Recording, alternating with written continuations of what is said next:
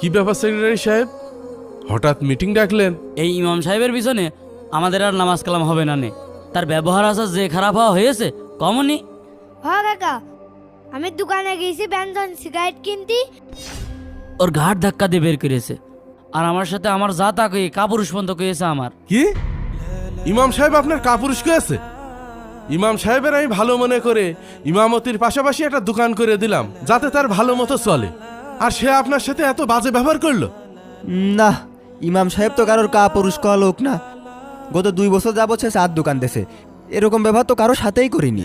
সভাপতি সাহেব, ওই দোকানটা আপনি ইমাম সাহেবের কাছ থেকে নিয়ে আমার দেন, আমি চালের গোডাউন বানাবো, আর ইমাম সাহেবরে বাদ দিয়ে দেন। দাঁড়ান দেখছি। একটা ভালো ইমাম সাহেব নিয়ে আসতে হবে। ও আমার জায়গায় থেকে আপনার ছেলের ঘাট ধরে বের করে দেয় আর আপনার কাপুরুষ কয়। আমি দেখছি ওর বিষয়টা। এই চলেন।